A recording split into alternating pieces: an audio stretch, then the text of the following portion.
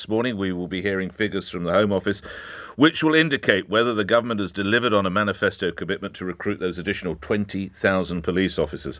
Have they hit that target? Well, let's bring into the conversation Home Secretary Suella Braverman. I'm going to try, but I would imagine she's going to allow her boss to make the announcement. But let's try and see how I get on. Home Secretary, thank you for coming on. Have we hit that 20,000 target? Good morning.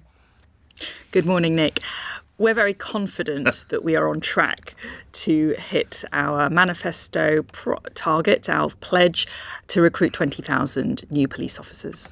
Let me ask you, you will not need reminding, there have been some troubling headlines over recent weeks and months about the calibre of some of the men and women who have already been recruited.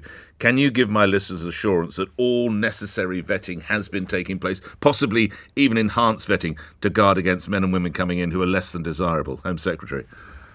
Yes, we have extensive vetting procedures already in place. That's why we allocated £3 billion to support this unprecedented recruitment campaign. But if I can say a bit about vetting, it's quite an extensive process. There are quite wide-ranging checks that are carried out on any applicant before they're accepted into the police force. Checks on convictions and cautions, financial checks, checks on relatives and associates. That can take several weeks. And we do have a quite high degree of selectivity when it comes to recruiting. If you look at the application numbers, for every 10 applicants, only one will be successful and actually get through all the hoops that we present to them. So there is quite a high level of rigour that is applied in the recruitment and vetting process. That being said, I'm obviously cognizant of the challenges and the tragic stories and episodes that we've seen recently. And that's why I've instructed the College of Policing to update its guidance on vetting, and we're reviewing processes, we're washing data against the Police National Database. We're doing a whole load of things to reassure ourselves again and again that those who are not fit to wear the badge are no longer in the police. And how is that continued? Because a man or woman could pass vetting this month and 6 months later actually start to bring the force into disrepute. So what is the intelligence that you want to see among senior officers that effectively the vetting or the monitoring continues? We want to ensure that there is continual levels of monitoring. If you look at the Met, this is one of the aspects of the turnaround plan being led by the Met Commissioner, Sir Mark Rowley. And we want to ensure that if there are causes for concern about someone who's already within policing and they fall short, that there are appropriate disciplinary procedures to which they are subject, whether that's the gross incompetence procedure set out in the police regulations, whereby they'll be subject to appropriate disciplinary action. That's why I'm also reviewing the dismissals process. There are some concerns voiced by Sir Mark, actually, extensively, that Chief Constables are somewhat disempowered in their ability to dismiss and sack those police officers who are no longer fit to serve. I'm carrying out a review that's going to conclude very soon about the details, and if necessary, I'm going to change the law to empower Chief Constables to rapidly take action and dismiss those officers who are no longer fit to serve. So there would be no upper review, effectively. If a Chief Constable, or indeed in the case of London, the Commissioner wanted an officer out, she is out, and that's effectively it, Home Secretary. We need to, it's an open question at the moment. We're carrying out this review. I'm consulting and assessing exactly what needs to be done. So I don't want to prejudge the outcome of that process. But definitely, if you listen to what Sir Mark says, there is real concern amongst some chiefs that the appeals process, the independent panel, the legally qualified chairs, are undermining a chief constable's power to decide who is in their force. If the balance isn't right, then we'll change it. Later today, I read in the Daily Telegraph, you're attending the Public Safety Foundation. You're giving a keynote address in which you'll talk about stop and search and common sense policing and back to basics policing. A little more detail, if you would, Home Secretary. What is back to basics policing? Back to basics policing, or as I like to call it, common sense policing, is about responding and reflecting the priorities that the British people have. So we don't want to see the police, getting into debates on social media about gender. We don't want to see the police dancing on the street. We don't want to see the police holding back from taking courageous decisions on grooming gangs because of fears of political correctness. I want to see the police using their stop and search powers, their increased stop and search powers that we've given them, so that they can reduce violence and save lives. And we don't want them to shy away from taking those important and sometimes life-saving decisions in the name of crime fighting out of fears related to political correctness. Aren't you fearful, Home Secretary, in some areas the increased use of stop and search alienates members of certain communities? I think that we are incredibly, one priority of policing is to engage proactively with communities. That's why I'm very pleased that we have a very high number of people coming into the police force from ethnic minorities, women, so that we are reflecting the communities that we engage with. But political correctness, I think the public would agree that there's a perception that the police have been pulled off track on some instances, and particularly some high-profile instances. That's one example. That's one reason why I've introduced new guidance on non-crime hate incidents, so that we ensure that freedom of expression is protected and that the police are not overly policing lawful debate. Well, I've got to ask you in that context then, of course, it took 5 officers to take a collection of Dolly dolls away from a pub in Essex. Have you spoken with the Chief Constable about that? What's your view of that aspect of policing? It doesn't appear to me to be common sense. Home Secretary. Well, there's a live investigation on that matter, so I don't want to comment on the detail of... But 5 coppers needed to take away a collection of toys.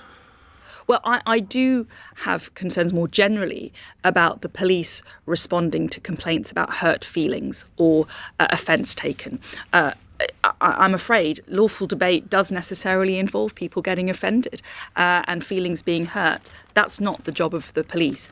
That's why the new guidance that I've introduced on non-crime hate incidents raises the threshold whereby police should take action, and only really if there's a serious risk of significant harm, which should mean, the rare circumstances, should the police be taking action. But in the vast majority of lawful debate, lawful exchange of views, even where people may be offended, that really shouldn't be terrain for which the police should be involved. Well, let's talk about the police should be involved in the job of the police, and I think we seek clarification from you, Home Secretary. You will probably have seen some of the footage of police attempting to restrain a driver yesterday in Whitehall in central London who was trying to move on Just Stop Oil protesters.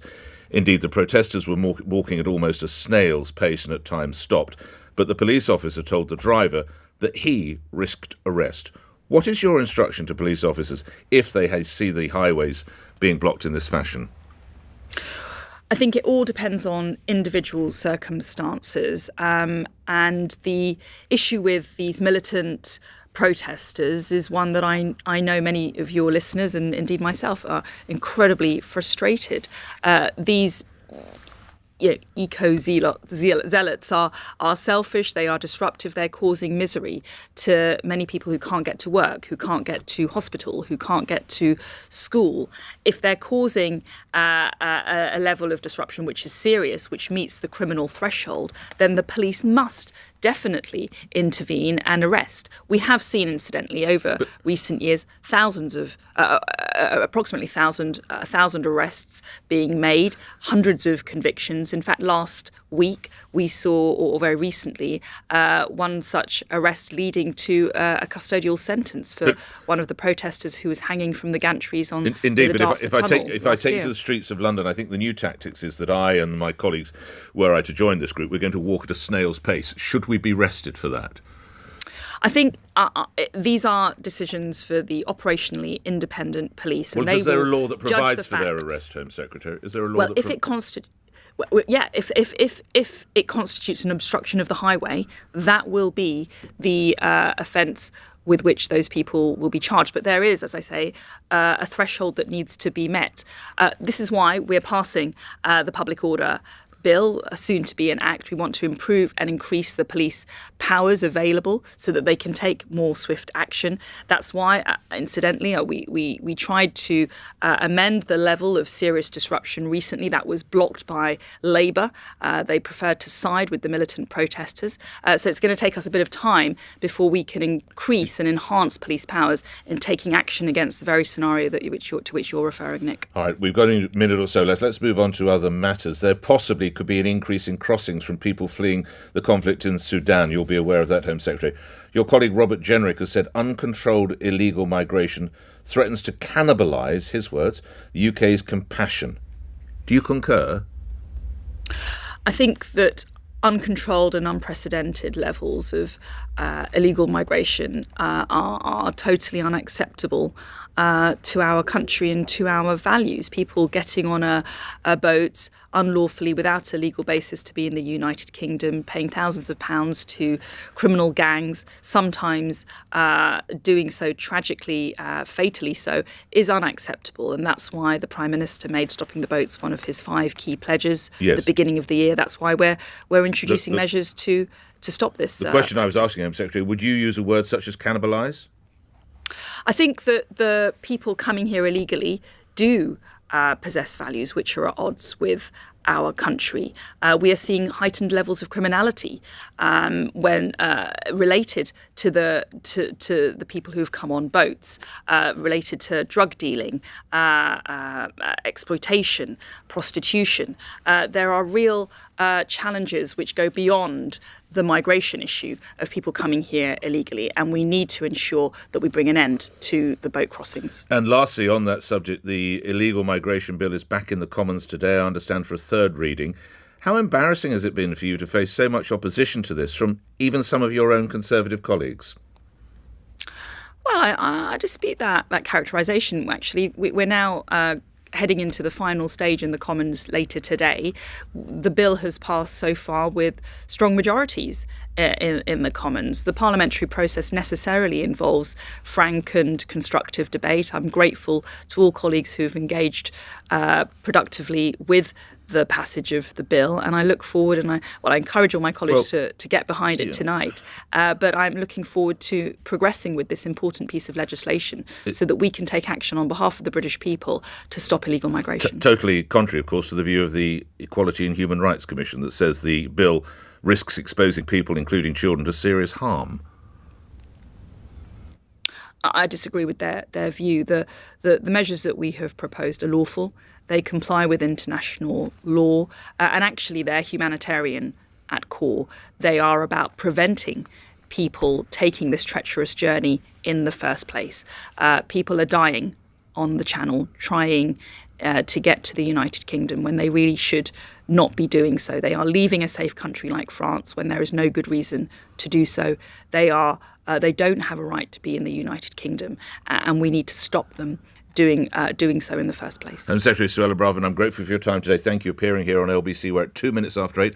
Let's get the latest news from Thomas Watts. On your radio, on Global Player, and Play LBC. leading Britain's conversation. This is LBC. From Global's newsroom, Home Secretary Suella Braverman has told Nick that rigorous vetting has been maintained during